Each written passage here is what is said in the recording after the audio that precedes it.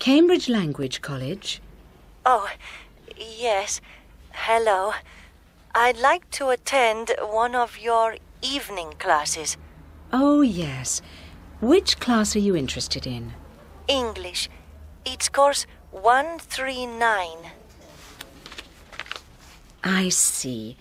Course 139 is for intermediate students.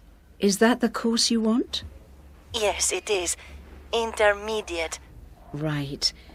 Do you want the short course or the long course? The long course, please. That's 12 weeks, isn't it? Yes. Now I need to take some personal details first. Your name, please. Silva. Silva's your surname, isn't it? Yes. Can you spell that for me? Yes. S-I-L-V-A.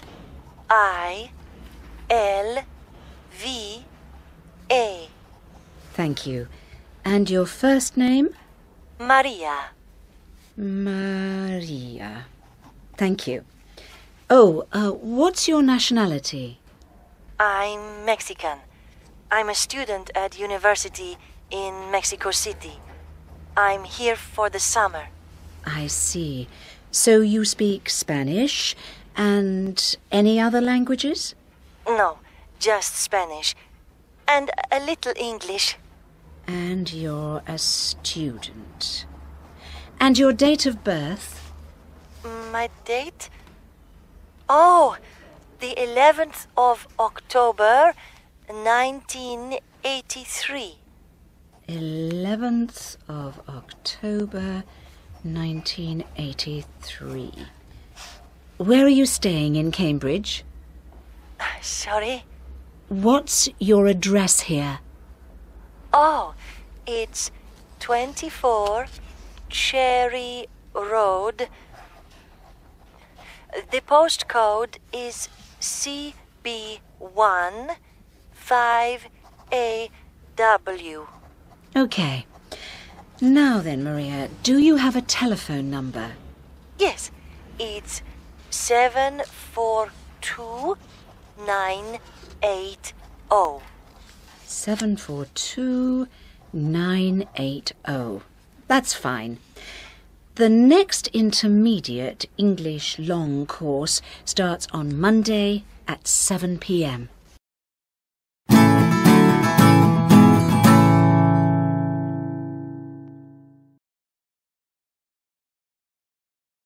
Can you pass me the salt, please? Sure, here you are. Oh, thanks.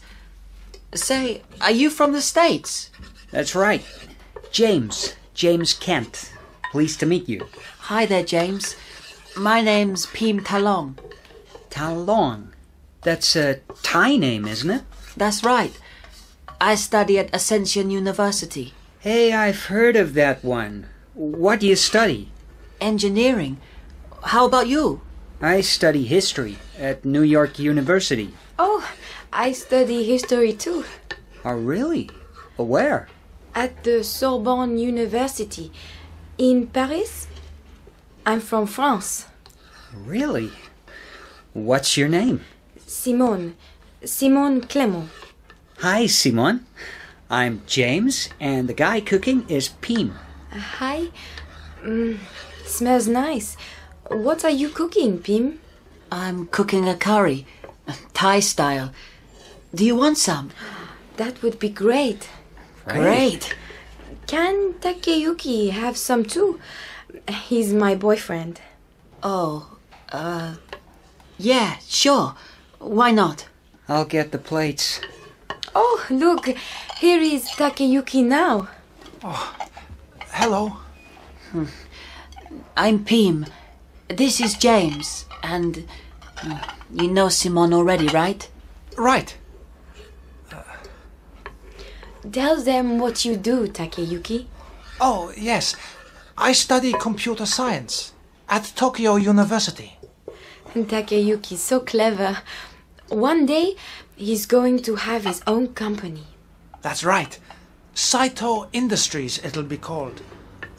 Saito is my surname. Sounds just great. But first, Simone and I we'll get married. That's just great. Curry, anyone? Yeah, sounds good.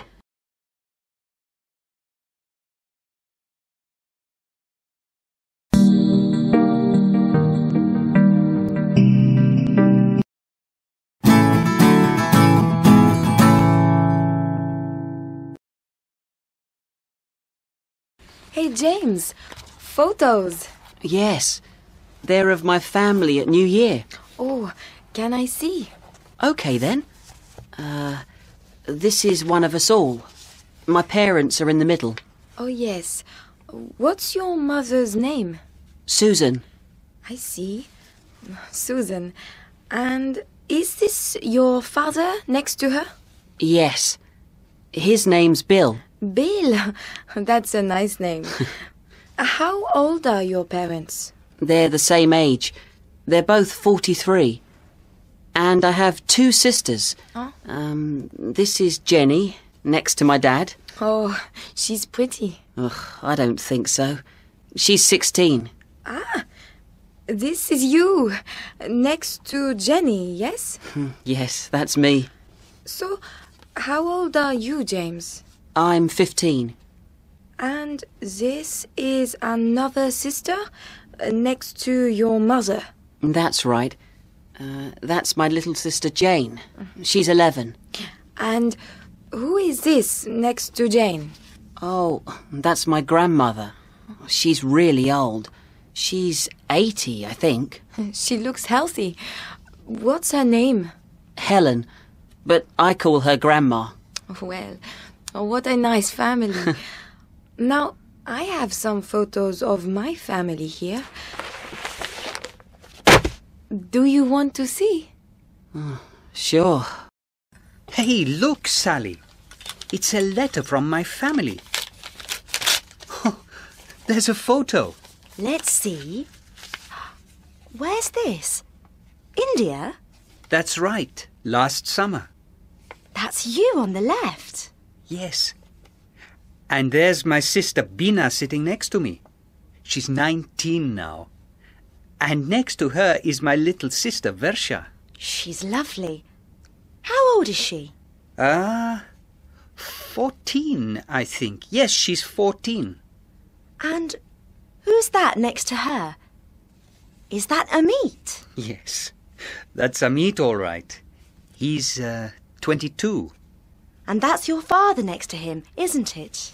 Yes, his name's Naveen. And next to him is my mother, Nina. How old are they? My dad is 56 and my mum is 53. Right. And who is this on the end here? The last person on the right. I don't think I know him. Oh, that's my brother, Tarek. He's 26. So Tarek's your big brother? Yes, he's 26 and I'm 24. Well, you sure have a big family. Yes, I do. And guess what? What? They're all coming to visit at Christmas. Really? Oh, that's great. Yes, for a month. That's great, Raj. Great.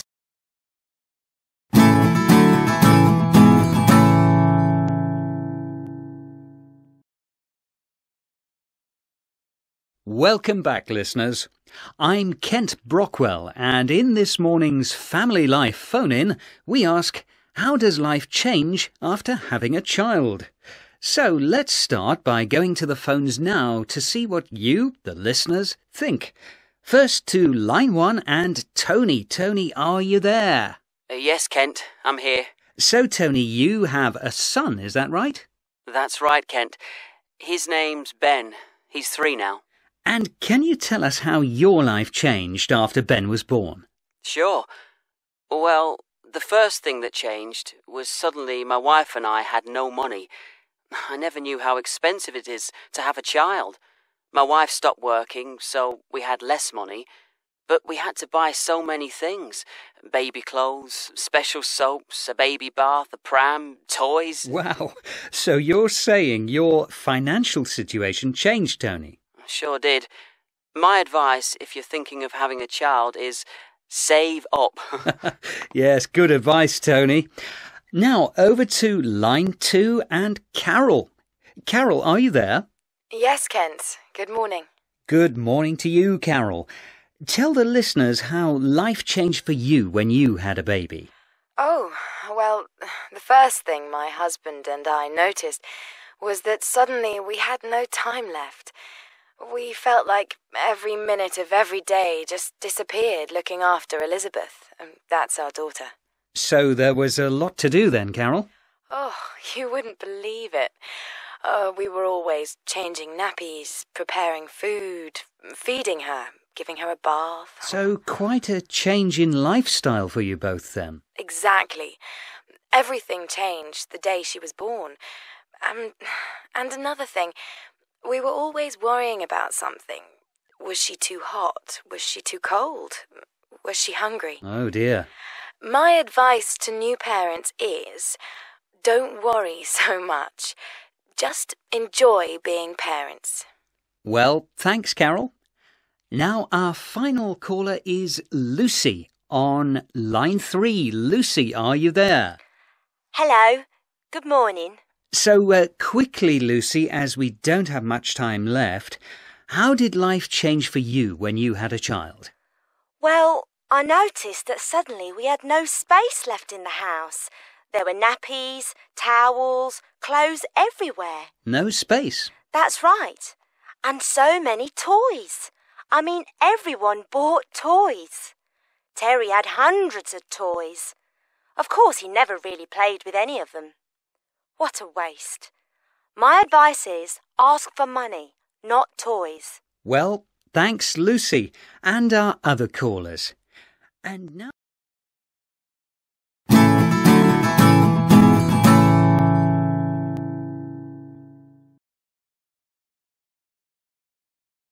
I remember when my father became ill.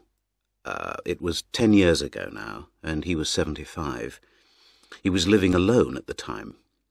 His wife, that's my mother, of course, had died the year before, and he had been, well, depressed, I suppose you could say, ever since. Anyway, it was one January, just after Christmas. I went to see him on Sunday morning, as normal, and he didn't answer the door. I thought, that's odd, and I used my key to get in, and then I found him in the lounge, lying on the floor. Well, I phoned the ambulance in a panic, and then I waited. I can remember it now. A terrible feeling.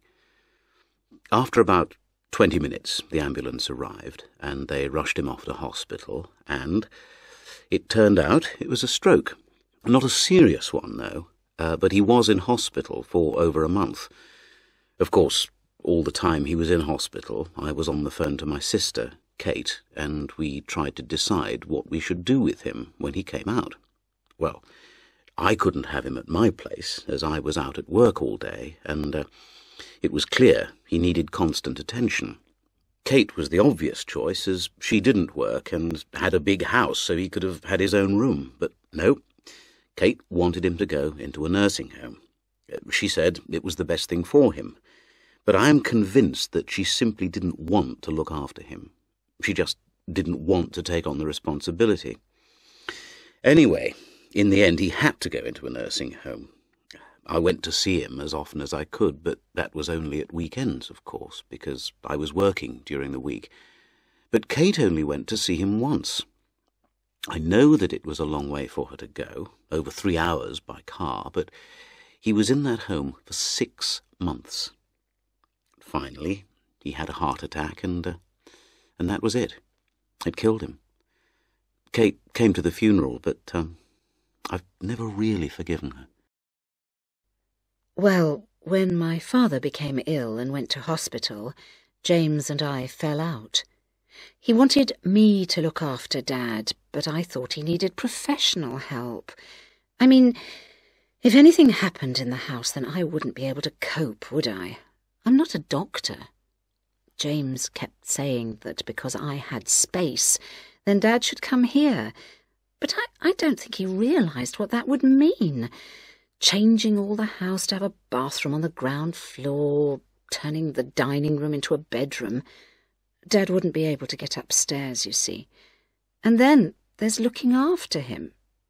Taking him to the toilet and bathing him and all that. It would be okay for James to do that, as he's a man, but for me it seemed wrong. I felt that James was just trying to get me to do all the work and sort out all the problems and change my life, while his life would remain absolutely the same. That's not fair. James's excuse was he was working. He could easily have hired a care worker to help look after Dad during the day. He has lots of money. And then he could have taken over when he got back from work. Oh, it's clear to me that if he'd really wanted, then he could easily have looked after Dad. Instead, he just blames me.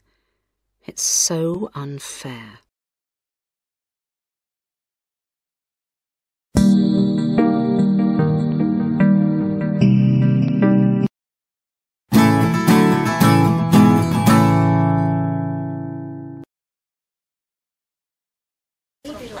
Welcome, everyone. Welcome to Language International. My name is Mrs. Watson, and I am the centre manager. I hope you will all have a wonderful stay here with us. This is Miss Jones, who is our Director of Studies. Miss Jones, would you please say a little about the weekly timetable? Hello, everyone.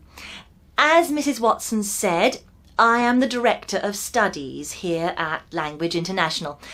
Could you all now please turn to page 5 in your folder, where you can see the weekly timetable. Now, you see that lessons begin every weekday at 9 a.m. The first class every Monday is grammar practice, followed at 9:45 by a visit to the language laboratory. There is a break from 10:30 to 11, and then you have a double lesson of speaking skills. Tuesday morning begins with presentation skills. This is important as you will each give a presentation at the end of the course to your class. And this counts for 10% of your final grade. At 9:45, you'll have a reading skills lesson, and after the break, vocabulary development. In the afternoon, starting at 1:30 p.m, you'll go to the library.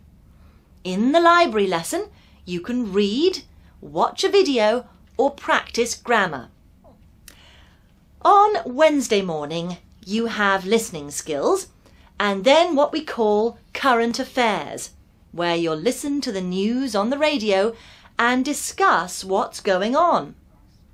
After the break, it's another double lesson of speaking skills. Thursday morning begins with pronunciation. Then a special Life in Britain class, where you will learn about British culture. After the break is grammar practice once again. Finally, on Friday morning, in the first lesson, you will practice writing skills, followed by a lesson in the computer room. After the break is the weekly review period, where your teacher will help with any problems you may have. Oh, and don't forget you can study on your own in the library every weekday from 3:30 to 6 p.m. as well, if you wish. Thank you, Miss Jones. Now, I'd like to introduce you to Mr. Brown, who is the social organiser. Thank you, Mrs. Watson. Hello, everyone. I'm Mr. Brown, and it's my job to make sure you have some fun while you're here too. Now, this afternoon we'll go together on a walking tour of the city, and then on Wednesday afternoon we're off to the local sports centre, where you can play volleyball or football, use the gym, or go swimming to keep yourselves fit. And on Friday afternoons we have a film club, This week's film is Spider-Man. On Saturday, we're going on a day trip to Oxford, leaving here at 8:30 in the morning. Please don't be late or we'll go without you. And finally, on Sunday, we're off to London, leaving at the same time. If there are any other things you'd like to do while you're here, then just ask me and I'll see if I can help.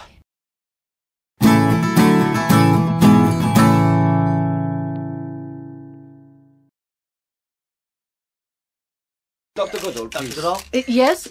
Here. You, here at the front. What is a typical day like for you when you're in Africa, Dr. Goodall? Well, when I am in Gombe, I get up at 7:15. For breakfast, I usually have a piece of bread and a cup of coffee. Then I go and find the chimps. What happens when you find the chimps? I spend the day following them in the forest. It can be very tiring following the chimps, crawling through the jungle, but it's always interesting, as I never know where I'm going to go. Do you stop for lunch? Oh, I usually don't bother with lunch when I'm out. What's the hardest part of the day?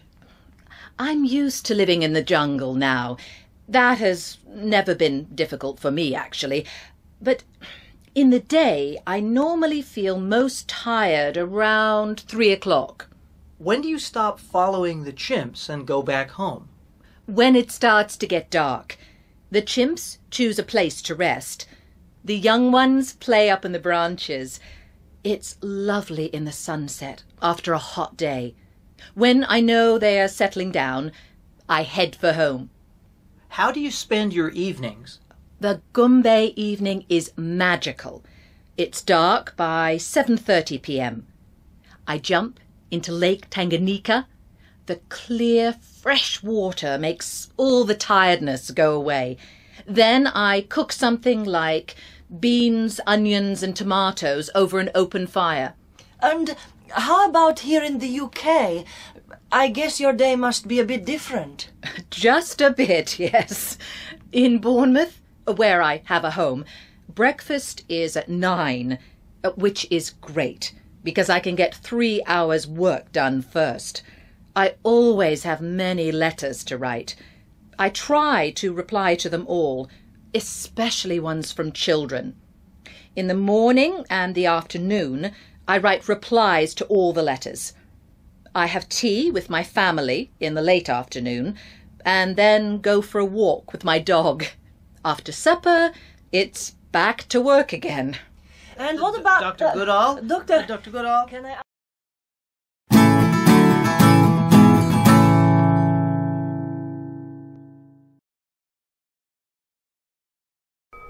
Good morning.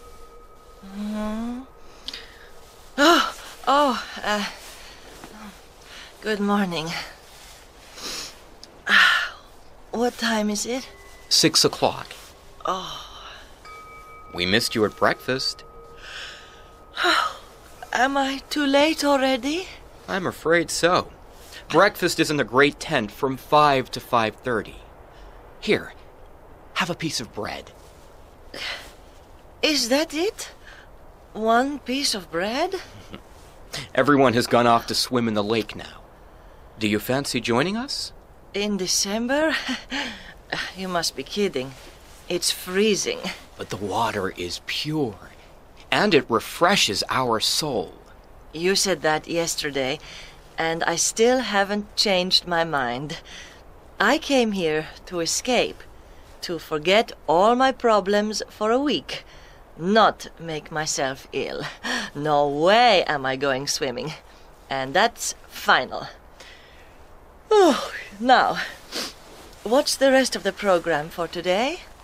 Well, morning prayers start at 6:30. We meet in the great tent and chant together. Okay, I need to unwind. We do this for half an hour until 7. How about yoga?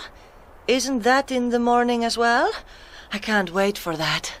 Yoga class is in the great tent from 7 to 8, and then we will walk in the wood to achieve inner peace. Now, wait a minute. Where's that leaflet you gave me? Ah, yes, here it is.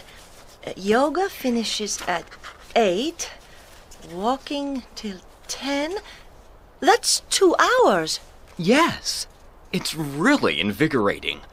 The walk will cleanse your spirit and refresh your soul. It seems a bit long to me. I'm not that keen on walking. Anyway, then from 10 to midday, it's meditation, right?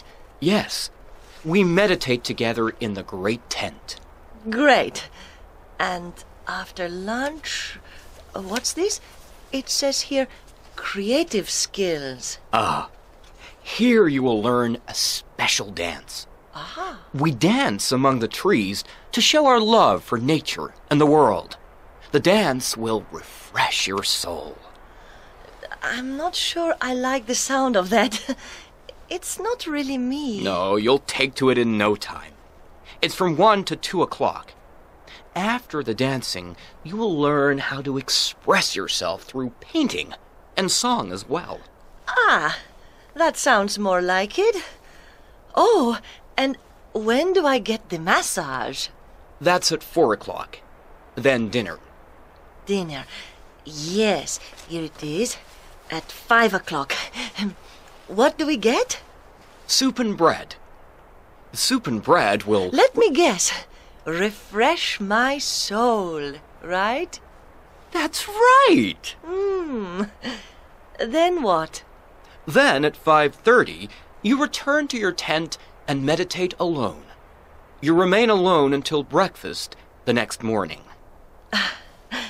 I think that'll be the best part. Right. I'll see you at morning prayers in the great tent. Yes, I'll see you then.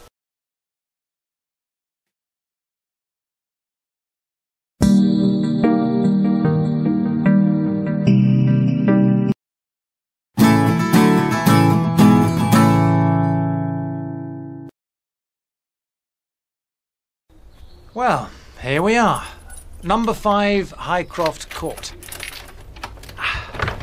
After you.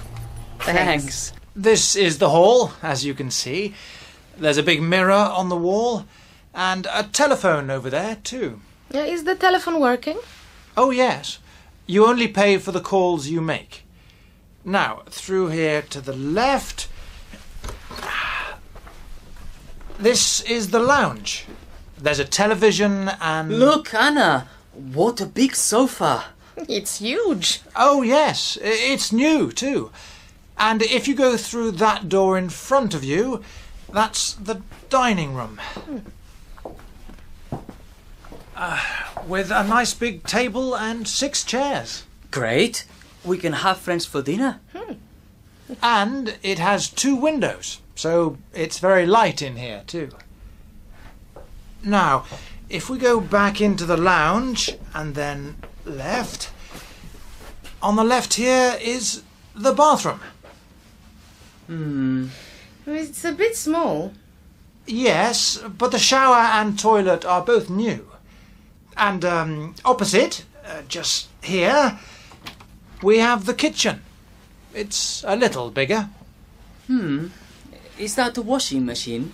Yes. And there's a dishwasher too, over there. Oh, that's useful. And finally, this is the bedroom. Oh, yes. This is lovely. I like the big wardrobe. There's a desk here too, so I can study.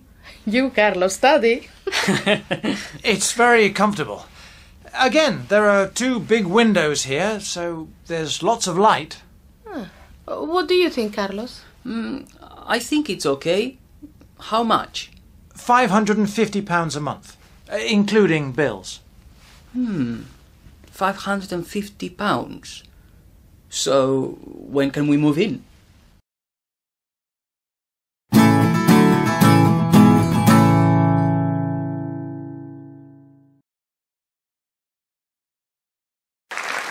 And welcome back to this week's Celebrity House Challenge. Now, this is the moment you have all been waiting for, as once again we go with Tina for a look inside a celebrity's home. Thank you, David, and welcome to all you viewers out there. Well, here I am in one of the most luxurious homes I have ever been in, and just look at this wonderful lounge. In the middle is a superb leather sofa that can seat no less than 6 people. And in front there is this marvellous coffee table, made of wood with a glass top. The book on the coffee table is an atlas of the world, so perhaps that's one clue to the identity of our mystery famous person. It seems they're adventurous and enjoy travel. On the wall behind the sofa is a great painting, a fine example of modern art. This person is clearly very cultured and has excellent taste. And opposite the sofa is the television. And what a television it is! A huge, state-of-the-art, widescreen TV. And there are so many videos and DVDs here. So, this person must surely be a movie fan. The floor is polished wood, which gives the whole room an elegant feel. Near the door to the kitchen, there are some children's toys on the floor. So, this person must have a family. Well, what else can I say here? Oh, there are some beautiful flowers in the window. They add a feminine touch to the room. And together with the lady's handbag here on the sofa, you might think this person is a woman.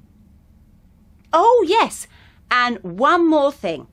Behind the sofa, against the wall, there's a very modern desk with a computer and lots of work-like things. So this person probably needs to use a computer for their work. And they may even work from home. So, David, who lives in a house like this? It's back to you in the studio.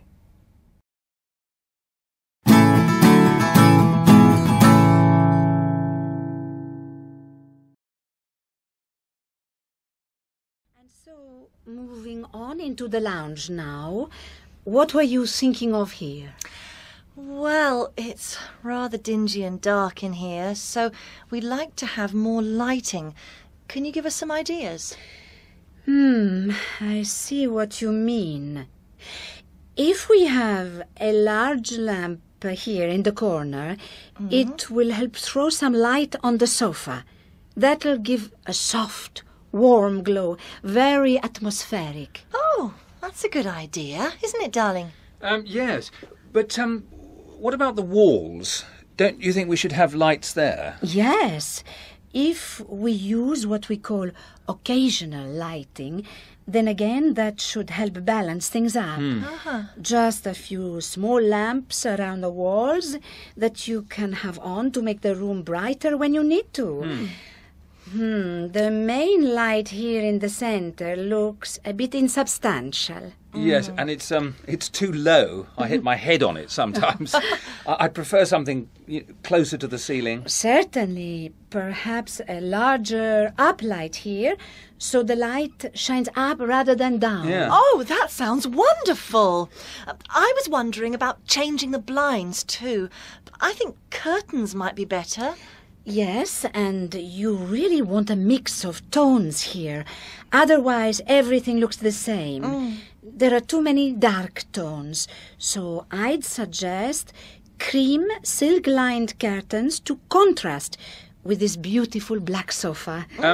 But the carpet's cream. Won't that be a bit too much? I was coming to the carpet. We need a mixture of textures here, so I'd like to suggest we get rid of the carpet and have a wooden floor. Oh, now that's an idea. Yeah. A wooden floor would bring a natural, earthy texture to the room, And if we have some bamboo here in the corner near the television, then this would make a very strong impact, I think. And how much would all this cost? Well, what I'll do is...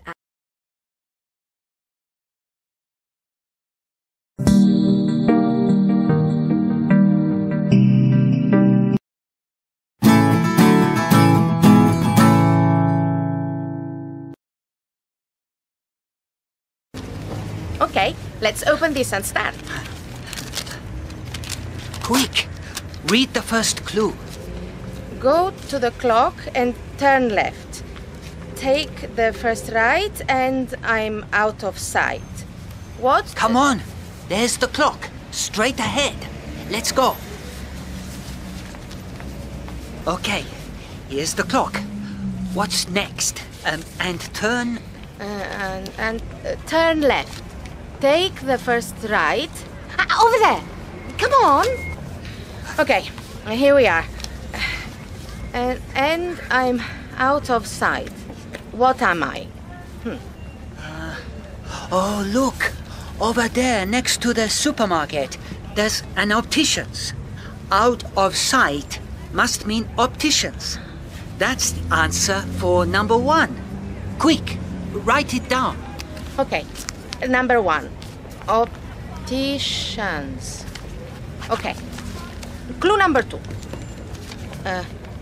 On the corner, on the left, what do you see? Is it time for tea? What's on... Over there, on the corner, on the left, it's a cafe. Time for tea. Okay, I'll write cafe here. Next, number 3. Go back, find the school, turn left, and try to look cool. Come on then. Back to the school. There's the school again, straight in front of us. Turn left and try to look cool. Okay, so we go left down here. Over there. There's a clothes shop. Try to look cool. What do you think? Okay, write it then. Clothes shop. What's clue number 4? Let's see. Clue number 4. Go to the end and round the bend. On your left, there's a place to send. I guess we keep going up here then. Come on. Okay, so this is the bend. Let me see that. On your left, there's a place to send. That must be the post office. Over there, on the left. Brilliant! Well done. Okay, now for the last clue. Go through the park and past the station. Here's where to look if you want information. Through the park. Okay, up there. Let's go. Okay, and past the station must mean we go past the train station. Right. Keep going. I think we're going to win. The last bit says, here's where to look if you want information. Well, where's that then? Oh, of course. It's the library. Over there on the right. That's it! Number 5. Library. That's it! Quick, let's go back to the school and see if we're the first.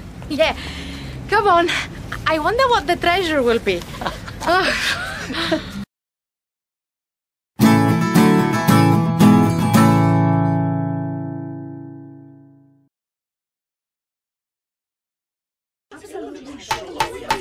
Order! Order! Welcome everyone. Welcome to this public information meeting. Now, we have many things on today's agenda, but I think it best if we start with the main issue, which I'm sure is why so many of you are here tonight, the new bypass. It should have. Mr. Johnson, you are Director of the Stockton City Planning Department. Can I ask you to explain the plan and the reasons for the bypass? Yes, Madam Chair. The City Council feels that a bypass is needed north of Stockton to take traffic away from the city centre. As you all know, there are just too many cars and lorries driving through Stockton. Now, I know local residents may not like the idea, but the best place for the bypass is through the Lee Valley. There is simply no alternative. The Lee Valley is close to Stockton, the ground is ideal for road building, and it is the cheapest option we have. Order! Thank you, Mr. Johnson. Now, may I ask Sarah Wilson, the leader of the Save Lee Valley group, to explain the objections. Thank you, Madam Chair. We residents of Lee Valley strongly object to plans for the bypass going through our countryside. The Lee Valley is the most beautiful, unspoilt area in the region. We mustn't destroy it forever. We must preserve it. What's more, it's an important historical site too. There are many ancient Roman remains here that the bypass would completely destroy. And finally, Madam Chair, we residents do not want 20,000 vehicles a day passing our homes. This would cause too much pollution. The plan is totally unacceptable. Order! Thank you, Mrs. Wilson. Now, are there any questions?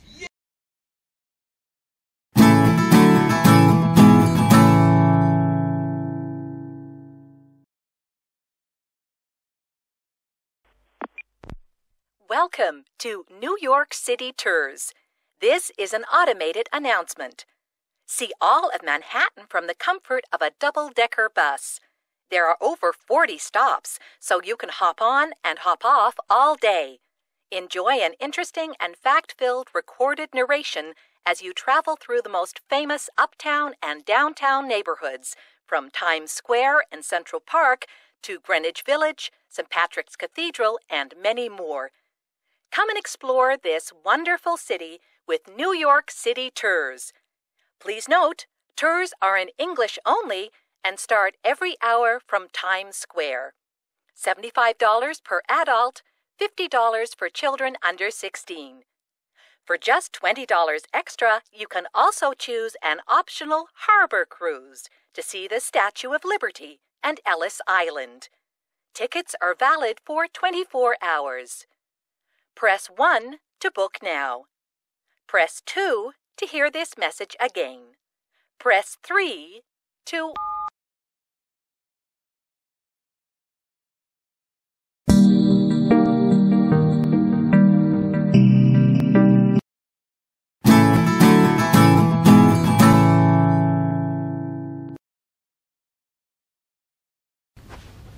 Can I help you? Yes, you can actually. We came back from Bermuda last night.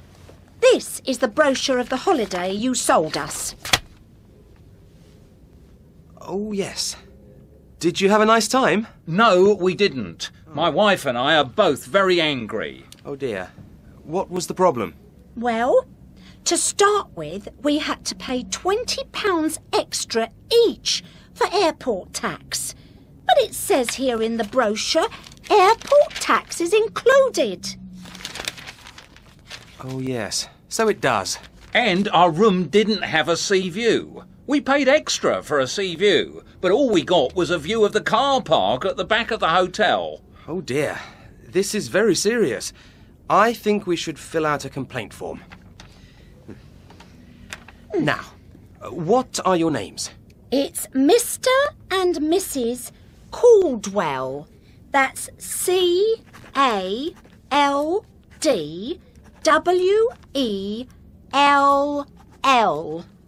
Okay. And the holiday was in Bermuda? Yes, 2 weeks, from the 10th to the 24th of February. 10th to 24th of February. And today is the 25th. Okay.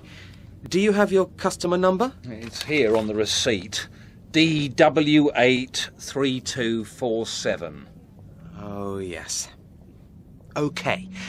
Now, you had to pay £20 each for airport tax.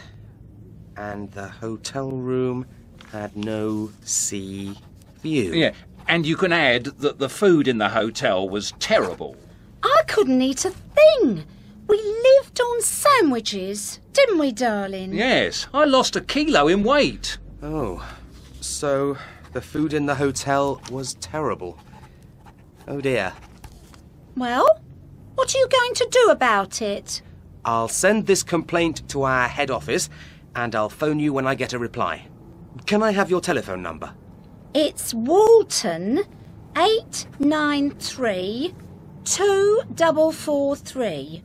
Walton 893 2443.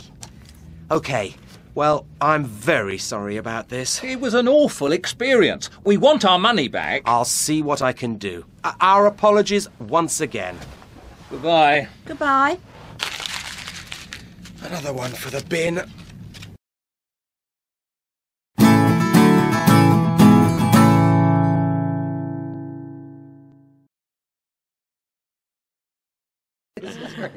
What about you, Tina? Have you got a story about a journey you remember? Yes, I have, actually. There's one journey I'll never forget. Oh, really? Tell us about it. It was about 6 years ago. I was going to Hong Kong from London.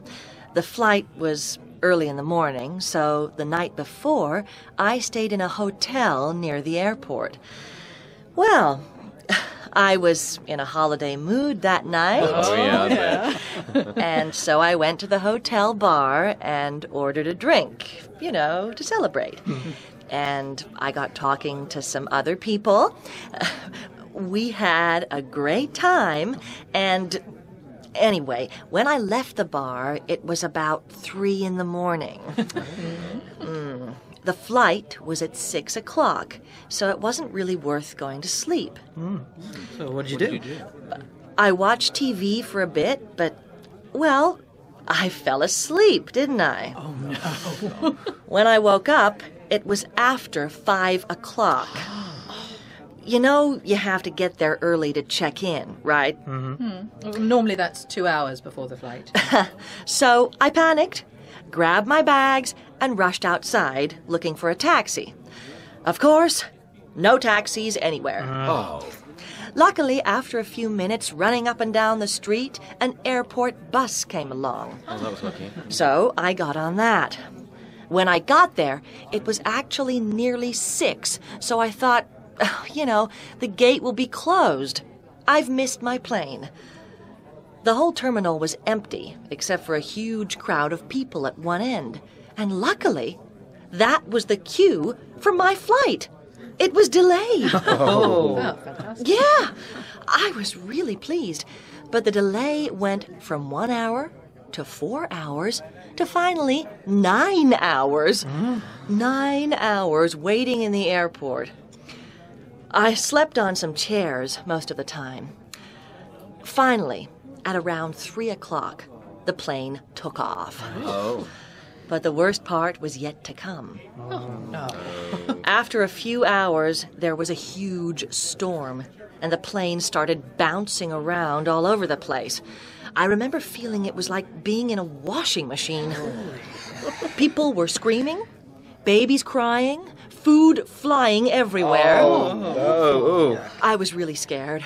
And then, the worst thing of all, the oxygen masks dropped down. Oh, no. Suddenly, we were all staring at these yellow oxygen masks, and the feeling of fear, I just can't describe it.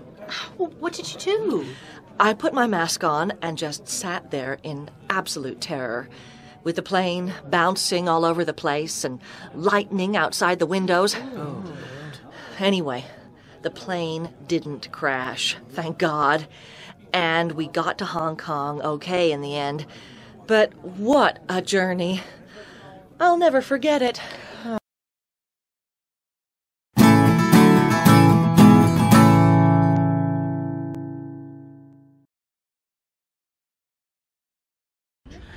Welcome to our tour. Ghosts of the Tower of London, everyone. The tower has stood on this ground since 1066, when Duke William of Normandy invaded England. And throughout its history, it has been used as a prison and place of execution, which may be why, today, some people say this is one of the scariest places on earth. There are many tales of ghosts here. The ghost most people see is Anne Boleyn, the second wife of King Henry VIII. When she didn't give birth to a boy, she was beheaded on Tower Green in 1536. A headless female figure in a white dress has often been seen close to where she was executed, near Queen's House. She is also said to haunt the Chapel Royal, where the same headless figure has been seen leading a ghostly procession of lords and ladies down the aisle towards where her headless body is buried. The tower was also the scene of the infamous disappearance of the two princes, Edward, 12, and Richard, 9, who were thought to have been murdered in 1483. When their father, King Edward IV, died, his brother Richard took the boys to the tower for their protection, but they disappeared. Richard was later crowned Richard III. According to one story, guards in the late 15th century spotted the shadows of two small figures gliding down the stairs in the White Tower.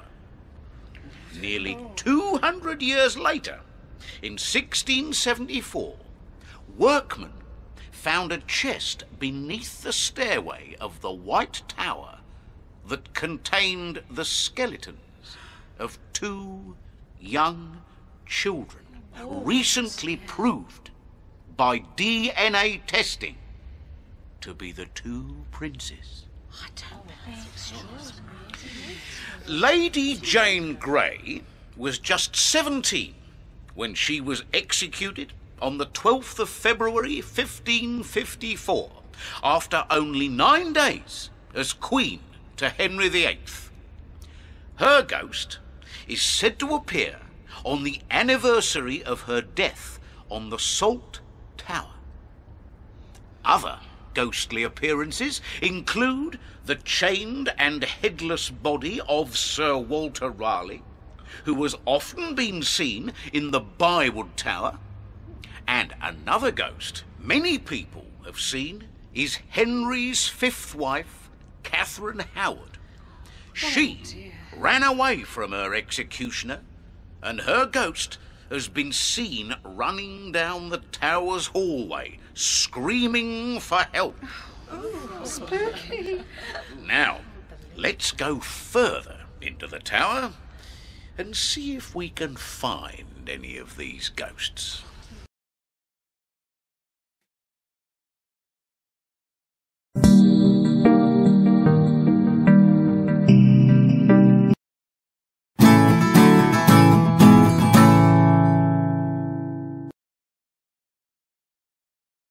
Hello and welcome once again to What's Cooking, the program that shows you the quick and easy way to cook tasty meals. Now, Today I'm going to show you how to make mushroom risotto. This is an easy dish to make. First, heat 25 grams of butter in a saucepan. Then add half a large onion, chopped, and cook for 3 minutes. And next, add 300 grams of sliced mushrooms and continue to cook for 2 minutes. And now we are ready for the arborio rice. 350 grams. Stir it well. And next, you need some liquid. About a liter of vegetable stock, together with 150 milliliters of dry white wine.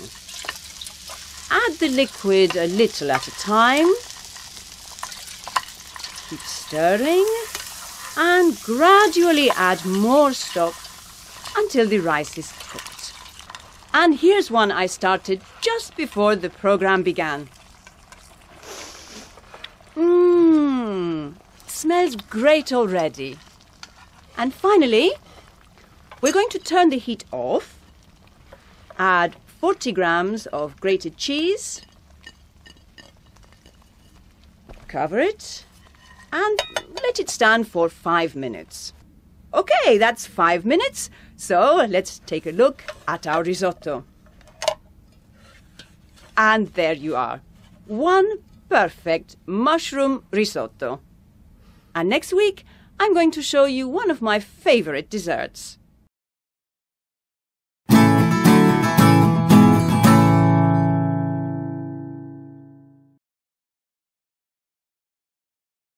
Part 1. Table for two, sir. Yes, please. Can I get you any drinks? 2 glasses of water, please, and the menu. We have a standard set lunch menu. Here you are. There are 3 courses. You can choose 1 dish for each course. Thank you. Here is your water. Have you decided what to order? It all looks so good. What is the pork satay exactly? It's pieces of pork in a peanut butter sauce. Quite sweet. Very tasty. That sounds delicious. I'll have that to start with. Very good. 1 pork satay. And for you, sir? Are the spring rolls very spicy? Not too spicy, sir, no. But they come with a sweet chili sauce. I think I'll have the chicken and coconut soup, thanks. Fine. And what would you like for main course, madam? What's the difference between the red curry and the green curry? The red curry is made from red chilies, so it's a bit hotter. The green curry is milder and more creamy. Green prawn curry for me then, thanks. And the same for me. And for dessert, I'll have the fruit salad. And I'll have the fried banana, thanks. Very good, madam. Thank you. Thank you. Thank you. Part 2. Well, I couldn't eat another thing. That fruit salad was great. Yes, it looked really fresh. How about your fried banana? You haven't eaten much. It's a bit too sweet for my taste. That's a shame. The pork satay was fantastic, though, and the green curry was pretty good, too. I enjoyed the meal. So did I. The best part for me was the soup. I agree the green curry was okay, but it wasn't anything special. Anyway, overall, it was worth it. I'll be coming here again, that's for sure. Me too. Perhaps we should make this a regular thing, Brian. Every Friday.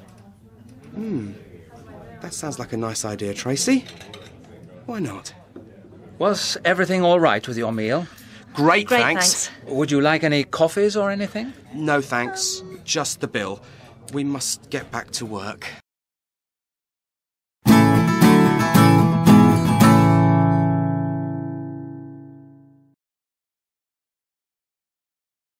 Radio City. It's the Big Breakfast Show with Mike Martin. Good morning, America. I'm Mike Martin, and what a lovely morning it is here today with the sun shining, and doesn't it just feel so good to be alive? Don't you feel great? Well, if you don't, then listen up, because today's topic is how to live a better and healthier life. Joining us here in the studio to start things off, we have expert Sonia Tarrington from the University of California's Nutrition Research Center. Hi, Sonia. Welcome to the program. Hi, Mike. Glad to be here. Sonia, your job title is nutritionist. Now, what on earth do you do? Well, a nutritionist is basically a food scientist. That means I examine the effect food has on our bodies. So you mean you find out what is in, say, an apple that makes it a healthy food to eat? More or less, Mike. You see, unhealthy eating causes all kinds of health problems, such as obesity and even heart disease. It's an area the government is very interested in now, as it has to spend millions of dollars every year fighting these problems. That's why programs like the University of California's Nutrition Research Center were set up. We hope to show people how to eat themselves to better health. Eat yourself to better health. That sounds too good to be true. Shouldn't we be dieting or something? Not necessarily. You really don't have to go on a diet to eat healthily. You can eat just as much as before, but by choosing the right combination of foods, then you'll become healthier. Great. Can you give poor slobs like me any details here, Sonia? Sure. The best thing you can probably do is add one extra vegetable to your main meal. Oh, and always cook vegetables by stir-frying. It's quick and easy, plus they keep their goodness. Great advice. And I guess people like me who tend to snack on chocolate and cakes should swap to, say, fruit and health bars instead, right? That's right. There's really no trick to it. It's just common sense. So why do people like you get such huge salaries? Only joking, Sonia. Seriously, though, the message is keep away from fries and burgers? Yes, and red meat. White meat, such as chicken or pork, is far healthier. And my mom always said you should grill meat, too. Is that right? Yes. Grilling removes more fat. You see... And what about fish? My mom always made us eat fish on Fridays. Was she right? I hated fish. Your mom was right again, Mike. At least once or twice a week you should eat fish. It's full of goodness and very easy to digest. Okay then, Sonia. So, are you telling us that lots of fresh fruit, veg, and healthy things like that will make us live longer? Well, the statistics suggest yes. You'll live a longer and healthier life. In fact, some research shows that eating more fruit and vegetables can reduce your risk of cancer by as much as 20%. Amazing. Well, we'll be back with Sonia right after the ads.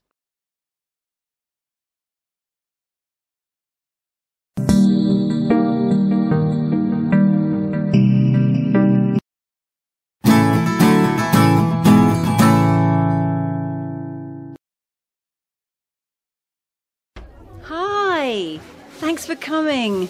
It's great to see you. Come in. Now, let me tell you about my friends. Over there, that's my best friend, Susan. Can you see her? She has long black hair, quite tall and slim. She's wearing jeans and a t-shirt. Oh, you'll like her because she's friendly and she can be very funny. We were at school together. We had so many laughs. Then over there is Kevin. He's the one wearing the suit. He's serious, but very kind. He's a teacher. I'm sure the kids love him. Next to him in the shorts is Sam. He always wears shorts, whatever the weather. He's crazy, but he's interesting too. Ask him about his visit to India. Oh, and there's Mary dancing over there. The one wearing the dress. She's really clever, but she studies all the time. She's so hard-working, you wouldn't believe it. Anyway, how about a drink before I introduce you?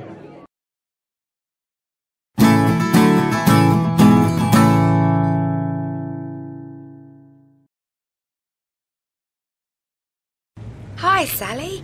Long time no see. What were you doing here?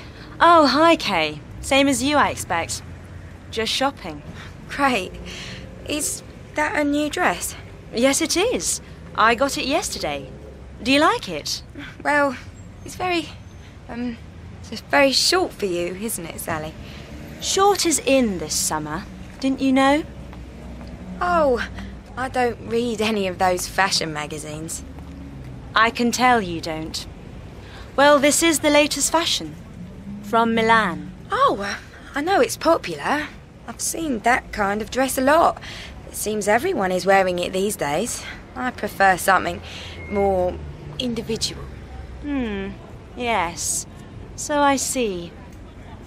What exactly is that you're wearing? It's a pair of shorts, but it looks like a skirt. See? Oh, yes. How original. Did you make it yourself? No. Marvellous. But I'm just not sure it's quite you, Kay. Oh, really, Sally? Well, never mind. Perhaps it's too sophisticated for you. No, I don't think it's that. But you're right. I can't see me in it somehow. Anyway, must hurry. I've got more shopping to do. Well, good luck, Sally. Keep reading those magazines. Thanks, Kay. Perhaps you should buy some too.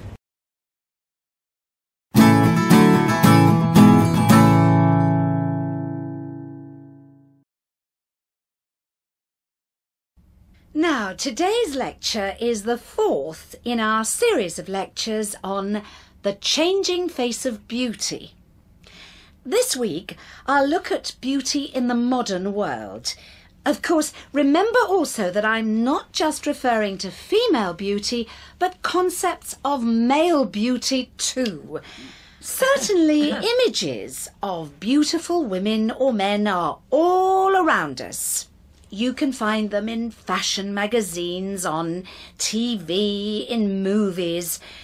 We all know what beautiful people look like, even if we are not beautiful ourselves. Yet, even in the modern world, what we see as beautiful is constantly changing. In the 1890s, the actress Lillian Russell was called the most beautiful woman in the world. She was 165 pounds, that is 75 kilos. In 1967, the fashion model Twiggy was seen as the perfection of beauty, and she weighed just 91 pounds, which is 41 kilos. A big change in our perception of beauty in quite a short time. In the desire to be perfect, many people decide to change their appearance through surgery.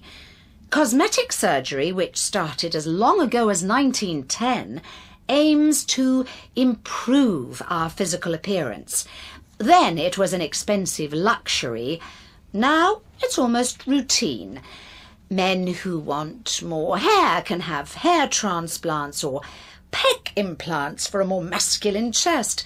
Women have facelifts or tummy tucks to remove fat.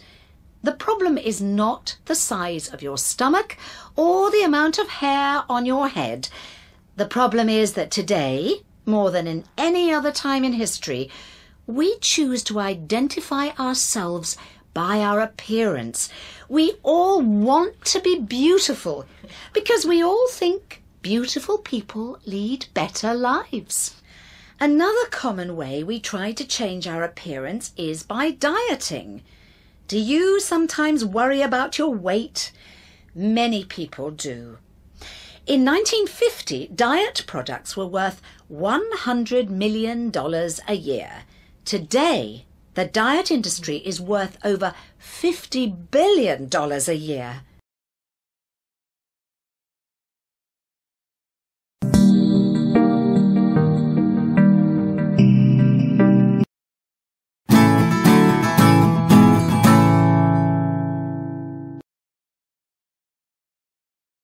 Excuse me, I'm looking for a bag. Certainly, madam.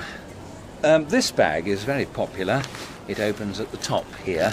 like this, and has a nice pattern around the middle. Do you have a smaller one? No, it's only in this size, but it's very easy to carry. I see. I think I'll leave it, thanks. Excuse me, how much is this radio? That one, it's $39.99. Oh dear. But it's a very good radio. It's a cassette player too, as you can see. And it's light and portable, easy to carry. Okay. I need a radio to take to the beach, so I'll have it. Oh no, it's raining. Is this umbrella in the sale? No, only those ones over there, with the straight handle. How much are they? £7.50. That's half price. It's a bit small. Yes, but it can fit in your bag. Okay, I'll take this one.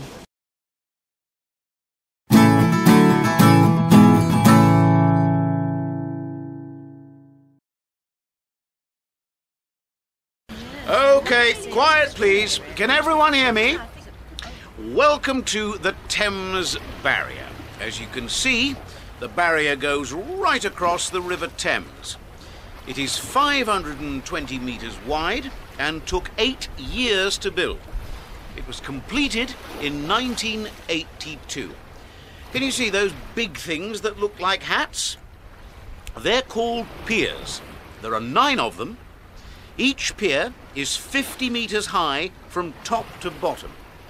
Between them, you can see the steel gates. There are 10 gates in total. 6 of these gates rise up out of the water in order to form a barrier.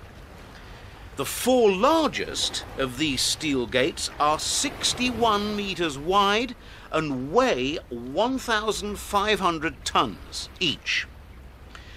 When they're not in use, these gates lie flat in concrete sills on the river bed. Down there also are 2 service tunnels. When there is a danger of flooding, these 6 gates are raised to form a barrier between the piers. When raised, each is as high as a 5-storey building. The other 4 gates are smaller, and they are lowered into the water. On the front of each pier are some navigation lights. A red cross means the gate is closed, and a green arrow means it's open. The gates are powered by electricity. The power packs are immediately below the steel roofs, inside the hats. The Thames Barrier protects London from flooding. This is necessary because every 100 years the water in the river rises 75 centimetres. This is due mostly to global warming, but also in part because the south of England is sinking slowly. But the rising water level isn't the main threat. The main danger of flooding comes from sudden big waves that come in from far out to sea. These are called tidal surges. So far, the barrier has protected London against flooding nearly 70 times. 750,000 people living in London are in danger from flooding, so it's very important to them. It wasn't cheap. It cost over £535 million to build. But this is a lot less than it would cost to repair any damage to London if the city was flooded. Now, are there any questions?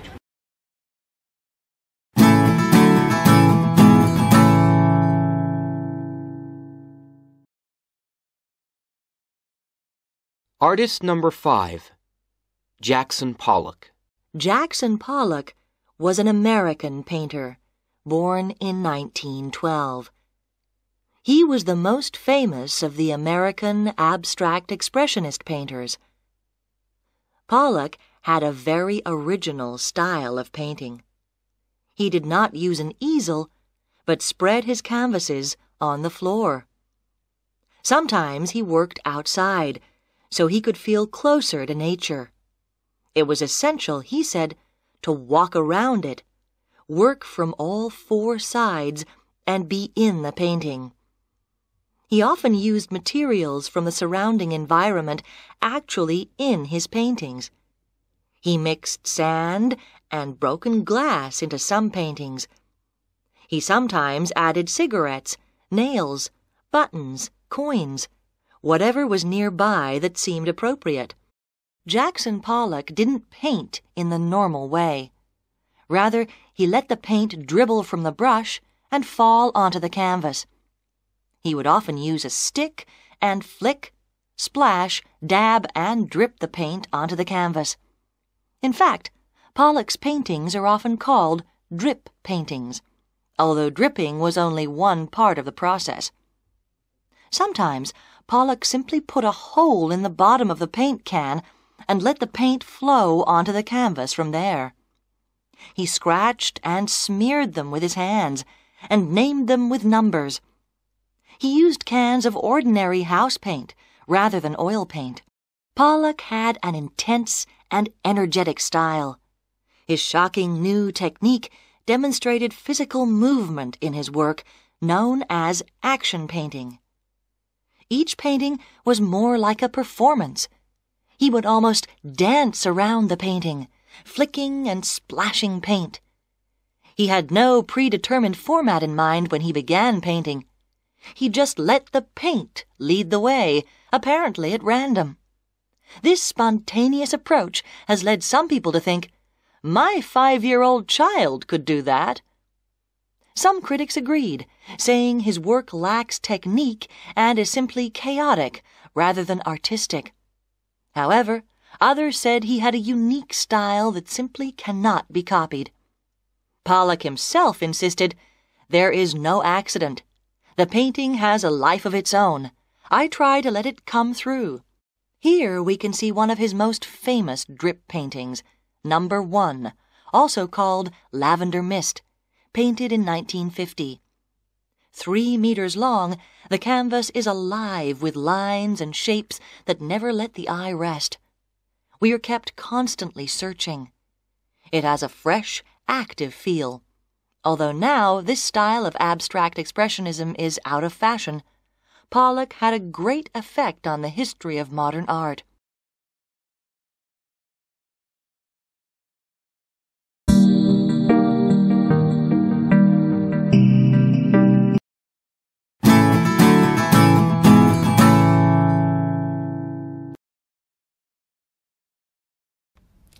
Here we go then. Go on, Judith. Put your name in. Right.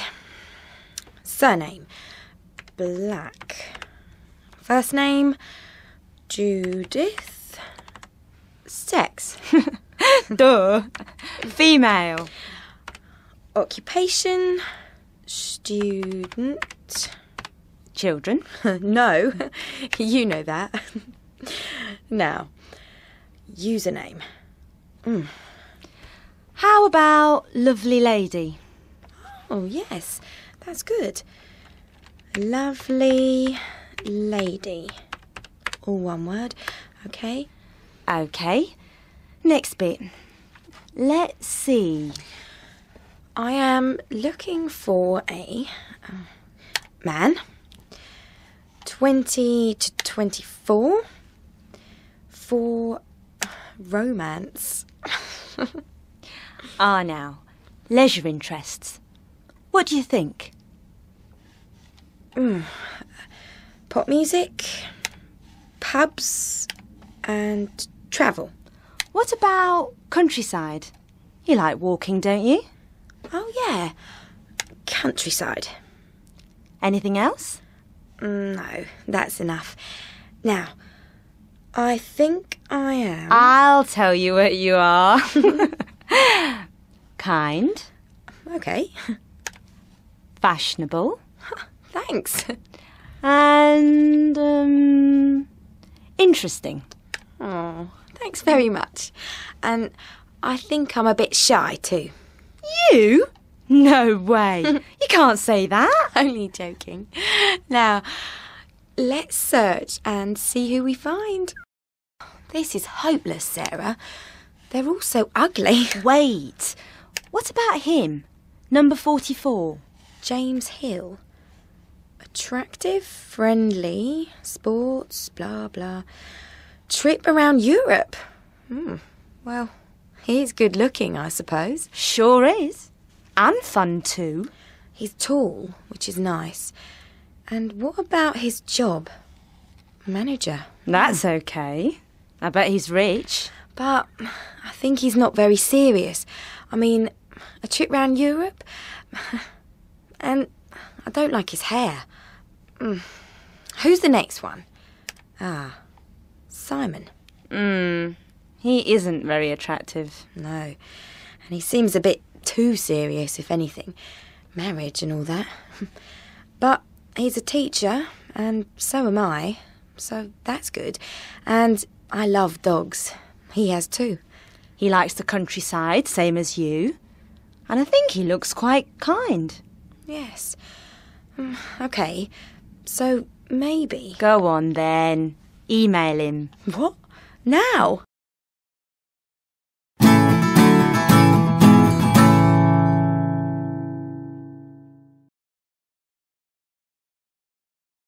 Thank you, Kevin Edwards, for that short speech.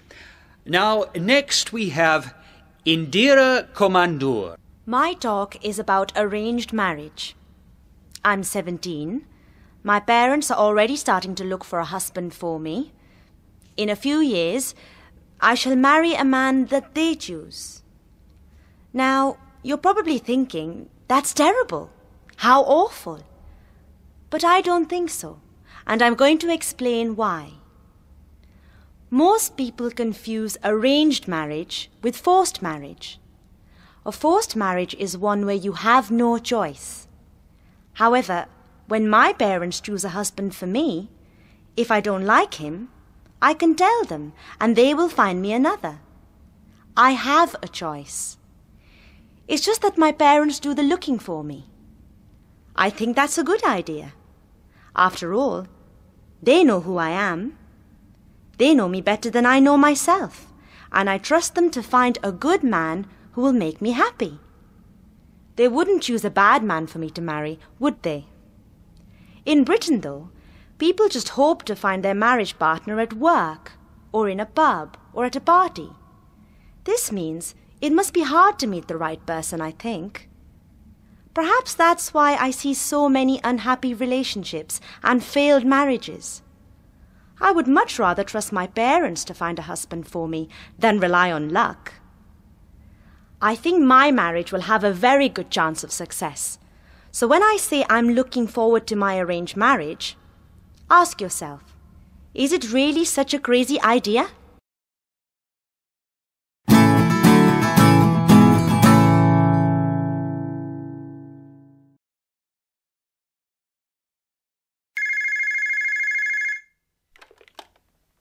Hello? Hi, Sophie. It's Elaine. How are you? Elaine! Hi, I'm fine. I'm just preparing Tom's milk. He's hungry. Oh, how is he? Oh, he's fine, growing all the time. And Philippe, is he okay too? Yes, Philippe's fine. He's out at work just now. So anyway, what's up? I've got some news. Oh, yes? What? I've left my job. Oh, really? So suddenly? Yeah, well, I had a row with the boss and he wouldn't change his mind, so I decided to quit, there and then. Wow. How do you feel about it? Relieved. It's a real weight off my mind. I wasn't enjoying it at all. Good for you. So what will you do now? That's what I'm phoning you about, actually. I'm coming to Paris. Oh, Elaine, that's great. Yes, I'm leaving next week. Actually, I've a favour to ask. Yes? Is it all right if I stay with you for a while? I don't have anywhere to stay and a hotel would be so expensive. Oh, well, it's just, we only have one bedroom here. That's okay. I can sleep on the couch. But little Tom, he doesn't sleep much. We are awake most of the night right now. That's okay. Maybe I can even help out. I can look after him if you like. Oh, go on, Sophie. It wouldn't be for long. Just until I find a job, and then I can get somewhere to live on my own. It may not be that easy to find a job here, you know, Elaine. There's a lot of unemployment now. Oh, I'm sure I'll find something. Go on. It'll be fun. Well, I'll have to ask Philippe. Oh, great. Thanks so much, Sophie. You don't know how much this means to me. But... Listen, I have to go now, but I'll call you before I leave. Thanks so much, Sophie. See you at the airport. Bye.